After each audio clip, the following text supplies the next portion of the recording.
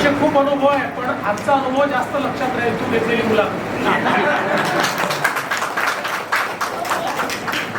आजच्या डिजिटल युगात आपण शिक्षण क्षेत्रात कोणते बदल करू इच्छिता? मला असं वाटतं की डिजिटल शिक्षण खूप महत्त्वाचं आहे आणि आज या शाळेमध्येच एक अतिशय सुंदर डिजिटल लॅबचं मी उद्घाटन केलं की इंटरॅक्टिव्ह आहे. त्याच्यामध्ये विषय देखील आपल्याला दृकश्राव्य माध्यमातून पाहायला मिळतो.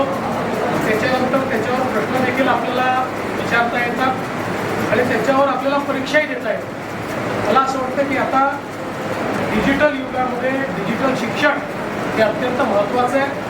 प्रत्येकाकरता डिजिटल शिक्षणामुळे शिक्षणाची दारं उघडलेली आहेत आणि जगातली कुठली गोष्ट ही आता आपल्याला शिकता येते.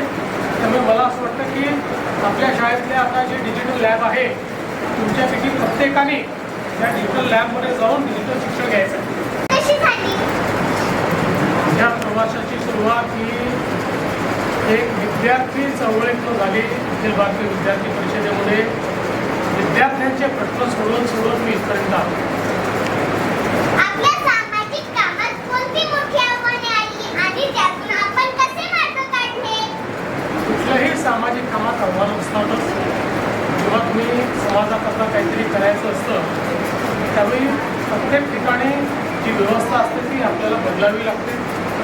व्यवस्था बदलताना त्याच्यामध्ये अडीअडचणी येतात. पण आपल्यासमोर किती मोठे मोठे आदर्श आहेत. छत्रपती शिवाजी महाराजांचा आदर्श आहे. त्यांनी स्वराज्याची स्थापना केली. त्यांना स्वराज्याची स्थापना करताना मुघलांशी लढावं लागलं, काही प्रमाणात स्वकीयांशी लढावं लागलं, पण त्यांनी त्या आव्हानाचा सामना करून व्यवस्था उभी केली. आपल्यासमोर भारतरत्न डॉक्टर बाबासाहेब आंबेडकरांचा आदर्श आहे की ज्यांनी व्यवस्थेच्या विरुद्ध इतकी मोठी लढाई उभी केली आणि मानवतेचा धर्म हा आपल्याला शिकवला आणि समतेचं राज्य हे संविधानात तयार केलं. त्यामुळे तिथेही आपण जेव्हा व्यवस्थेचा विचार करतो त्यावेळी त्याच्याशी संघर्ष करावा लागतो. पण चांगलं काम जर आपण केलं तर चांगल्या कामामध्ये आपण यशस्वीच होतो, कधी अयशस्वी होतो.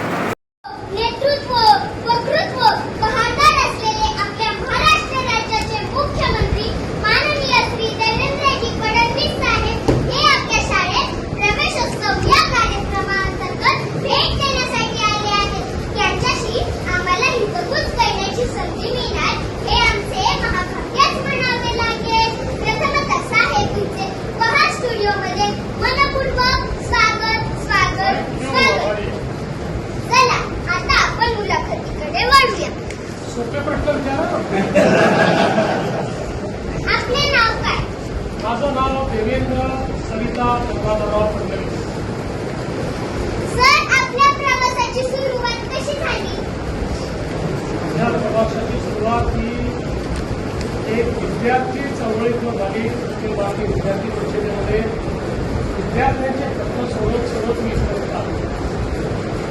आपल्या सामाजिक कामात कोणती मोठी आव्हाने आली आणि त्यातून आपण कसे मार्ग काढले? कुठल्याही सामाजिक कामात आव्हानं असतातच.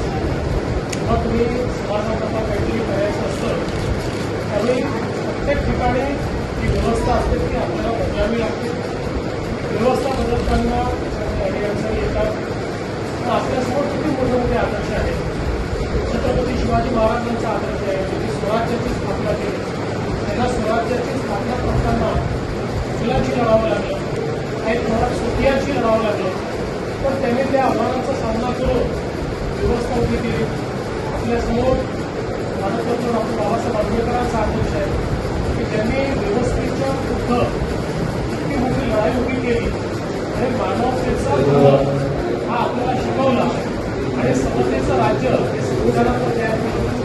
त्यामुळे तिथेही आपल्याला व्यवस्थेचा विचार केला. त्यावेळी त्याच्याशी संघर्ष करावा लागतो. पण चांगलं काम जर आपण केलं तर चांगल्या कामामध्ये आपण यशस्वीच होतो, कधी अयशस्वी होतो. ओके. आपल्या कारकिर्दीतला असा कोणता अनुभव आहे जो आजही लक्षात आहे आणि प्रेरणा देतो? असे खूप अनुभव आहे, पण आजचा अनुभव जास्त लक्षात राहील तू घेतलेली मुलाखत.